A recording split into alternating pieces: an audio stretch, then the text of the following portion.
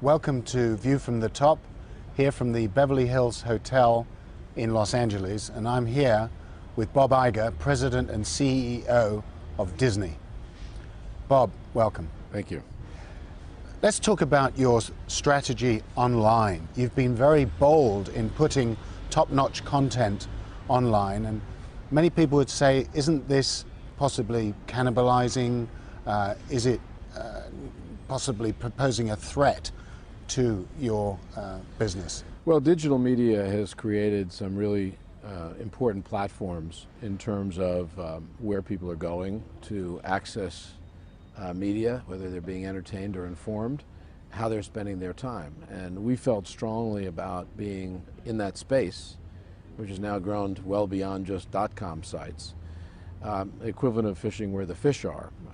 We believe that people will spend more and more time on these new platforms regardless of whether we're there or not. So we thought it was important for us to be there. It also is a means of maintaining brand relevance and of innovating by not allowing yourselves to be relegated to just the old platforms and the old ways your content was accessed, but by being in new places as a way of portraying your brand, portraying your company and its product as much more modern and more relevant. We thought that was important. And also a strong message internally as well as externally.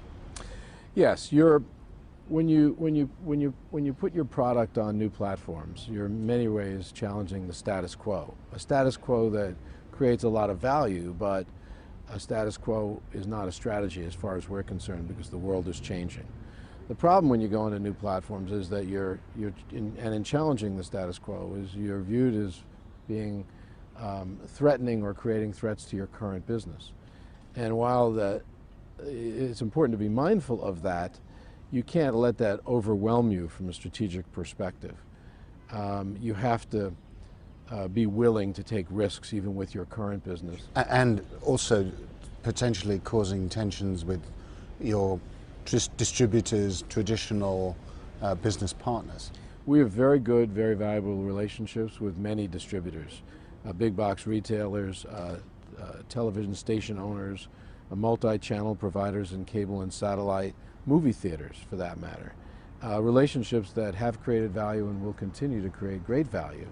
But we can't allow those relationships to get in the way of the company adapting to a changing world from a consumer perspective.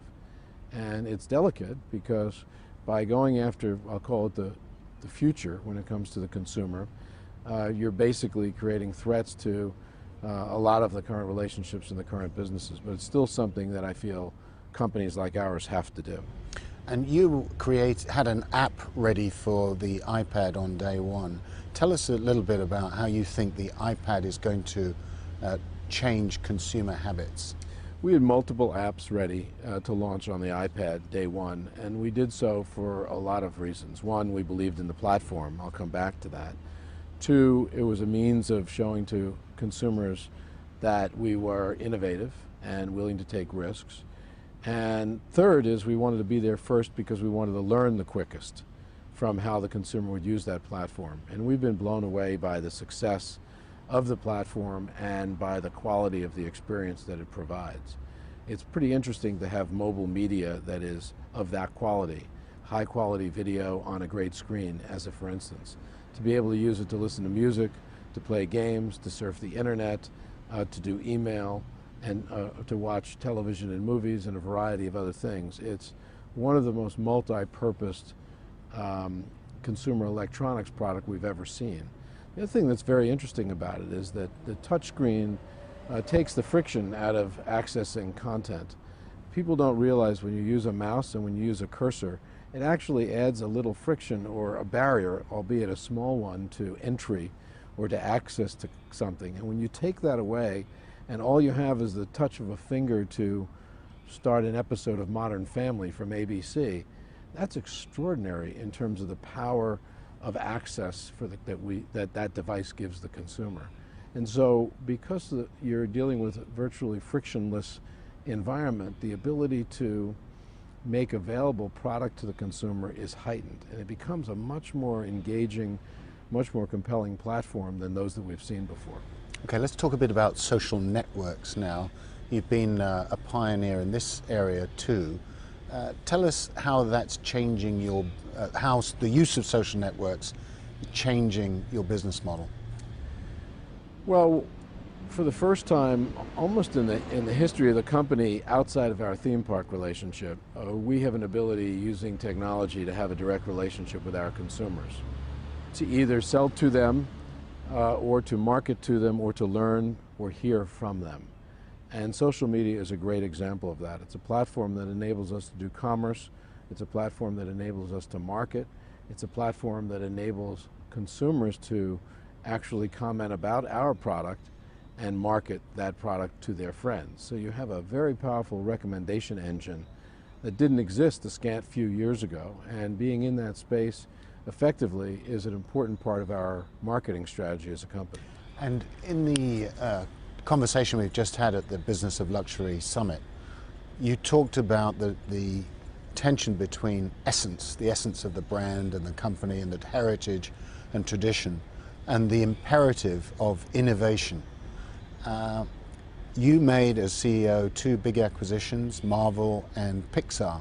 Tell us how those two acquisitions have helped Disney innovate. Well, there are similarities to both, and there are also some dissimilarities. On the similar side, you had at both places a culture of creativity, and the value that Pixar created and Marvel over time came mostly from great creative ideas and great creators, and the ability to take what was created and, in effect, make more of it. A comic book becomes a movie, which becomes a video game, which becomes a theme park attraction, and so on. In Pixar's case, an animated film that moves across so many different businesses at the Walt Disney Company as an example. Relationships with characters and stories and worlds that have been created that are of great value to the consumer that is accessing them. Just memorable experiences in both cases.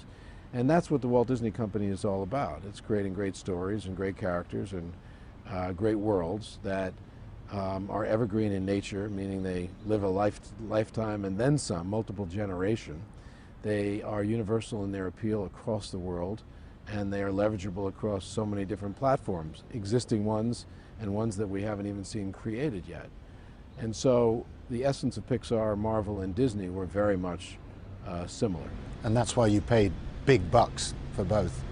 Well, we've been focused a lot on growing the company in that exact way, which is create great experiences, leverage them over time, over territories, and over technology platforms.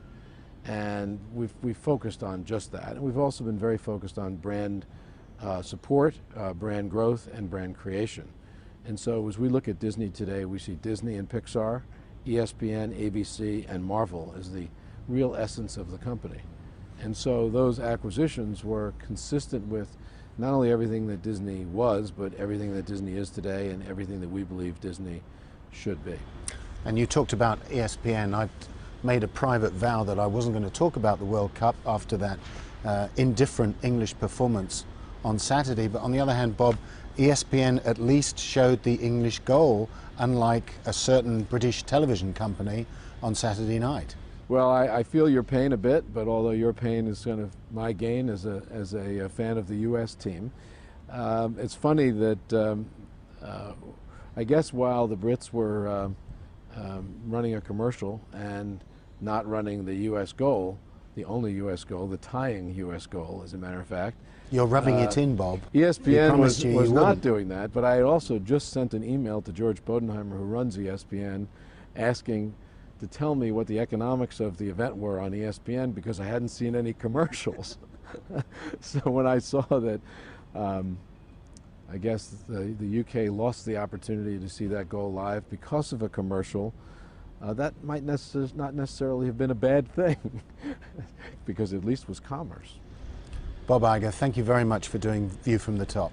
Thank you very much, Lionel.